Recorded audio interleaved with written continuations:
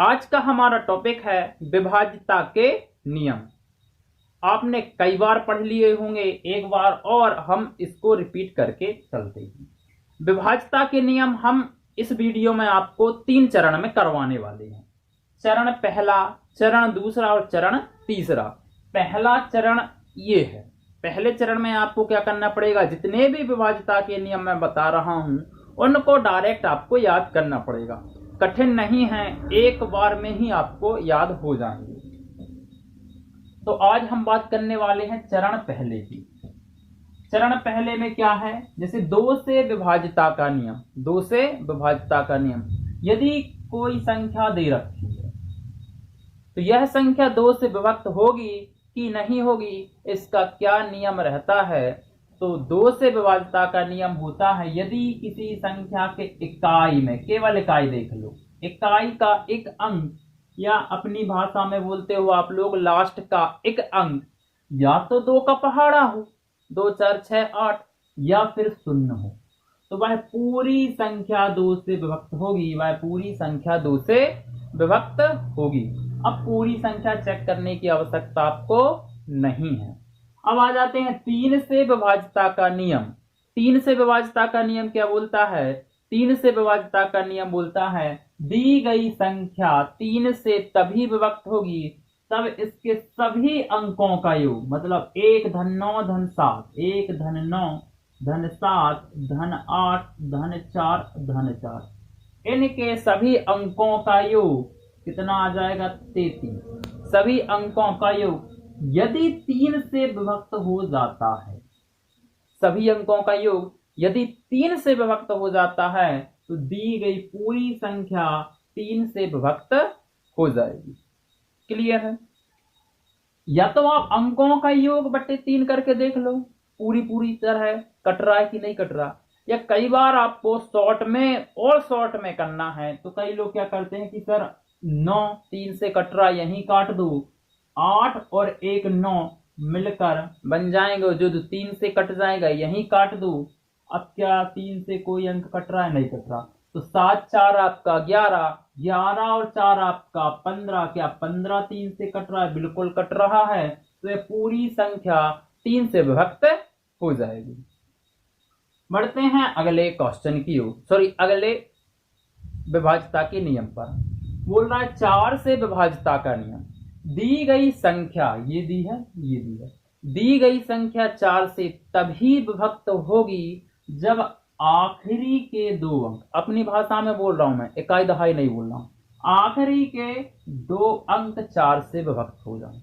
यदि किसी संख्या 4 से विभक्त है कि नहीं है पता करनी है, तो पूरी संख्या में 4 का भाग मत दो, लास्ट के 2 अंक यदि 4 से विभक्त हैं, करके देखो, 4 एकम 4 बच गया, 3 4 नाम 36, तो यह संख्या 4 से विभक्त होगी।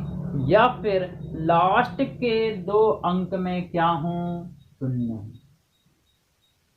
या तो लास्ट के 2 अंक 4 से विभक्त हों, या लास्ट में 2 0 हो। अब आ जाते हैं 5 से विभक्त का नियम। यदि कोई संख्या के इकाई में या लास्ट में 5 है या 0 है, तो वह पूरी संख्या 5 से विभक्त होती है। इकाई में या तो 5 हो या तो 0 हो। अब आ जाते हैं 8 से विभाज्यता का नियम। यदि किसी संख्या के आखिरी के 3 अंक, 8 से विभक्त हो जाते हैं। देख लेते हैं, 8 नाम आपका 72 बच गया, 6 और 8 अठनिया आपका 64, तो ये पूरी संख्या 8 से विभक्त कट जाएगी। या फिर लास्ट के 3 अंक क्या हों? 0 हो, तो वह पूरी संख्या 8 से विभक्त हो जाती।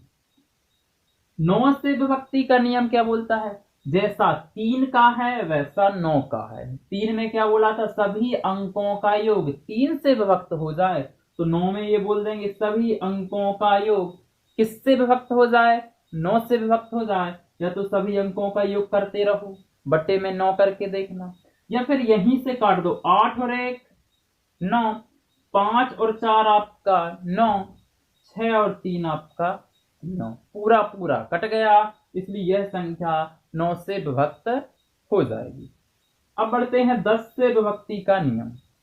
यदि किसी संख्या के लास्ट में, यदि किसी संख्या के आखिरी अंक शून्य हो, केवल शून्य चेक करना है, तो वह संख्या पूरी संख्या 10 से विभक्त हो जाएगी।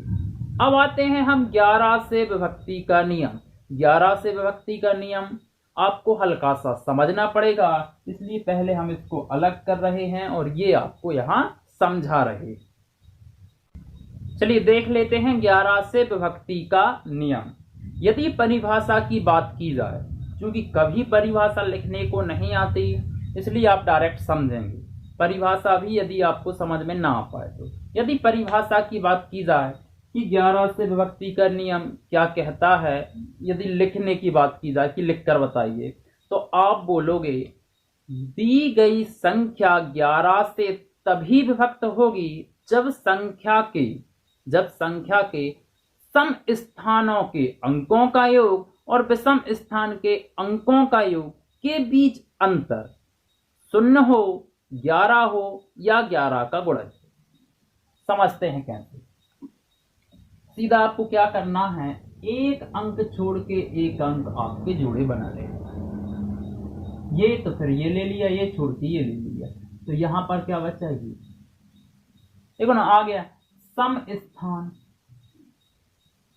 और विषम स्थान के अंकों का योग। आपको क्या करना है, अपनी भाषा में एक अंक छोड़ के एक अंक को उठा लेना। 7 7 के बाद उठाना है 4, 4 के बाद 1, यहां पर क्या उठाना है 2, 2 में 8, इनका योग कर दो, 7 4 आपका 11, 11 और 1 आपका 12, इनका योग कर दो, 2 और 8 आपका 10 और 2 12। इनके बीच अंतर कितना आ गया, 0। तो यह पूरी संख्या 11 से विभक्त होगी। इस पर देख लेते हैं, देखो एक अंक छोड़ के एक अंक, क्लियर कर लेते हैं। 4 और 6 आपका 10, 4 14, 14 और 6 आपका 22, क्लियर। 0 और 8, तो 8 और 1 आपका 9, 22 और 9 के बीच अंतर कितना, 11। तो यह संख्या भी 11 से विभक्त है। 0 हो, 11 हो या 11 का गुणज हो, 22 आ जाए, 33 आ जाए। चलिए ये आ गया आपका 11 से विभक्ति करने। अगले पर बढ़ते हैं 16 से विभक्ति का नियम। दी गई संख्या 16 से तभी विभक्त होगी यदि लास्ट के कितने अंक, 1 2 3 4, लास्ट के 4 अंक 16 से विभक्त हो जाएं, या लास्ट के 4 शून्य हो, या तो लास्ट में 4 शून्य हो। 25 से विभक्ति का नियम क्या बोलता है, दी गई संख्या 25 से तभी विभक्त होगी यदि लास्ट के 2 अंक किससे विभक्त हो जाएं, 25 से विभक्त हो जाएं, या लास्ट में 2 0 हो। 25 का तो शायद सभी को पता हो। 32 से विभक्ति का नियम क्या बोलता है, 32 से विभक्ति का नियम यह बोलता है कि दी गई संख्या 32 से तभी विभक्त होगी जब लास्ट के 1 2 3 4 5, लास्ट के 5 अंक 32 से विभक्त हो जाएं, या फिर कितने शून्य हो लास्ट में, 1 2 3 4 5। देखो 5 से ज्यादा हो सकते हैं लेकिन मिनिमम 5 हो, यहां पर 4 से ज्यादा हो सकते हैं लेकिन मिनिमम 4 तो हो।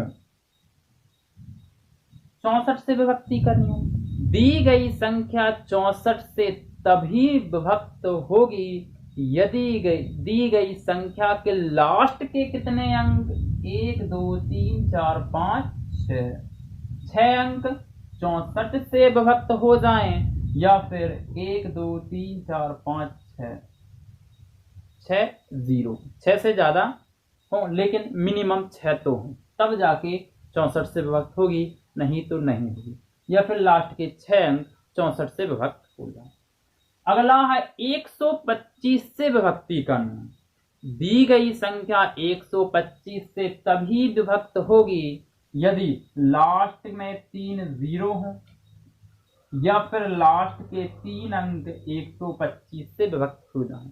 250 लिखा 125 से आराम से विभक्त हो रहा है, इसलिए यह दी गई संख्या 125 से विभक्त हो जाए। देखिए आपने क्या पढ़ा, 2 से विभक्ति का नियम क्या बोलता है? 2 से विभक्ति का नियम बोलता है यदि इकाई में या लास्ट का एक अंक 0 हो या लास्ट का एक अंक 2 से विभक्त हो, पूरी संख्या 2 से विभक्त हो जाएगी। दो दूनी 4 का विभक्ति का नियम क्या पढ़ा आपने?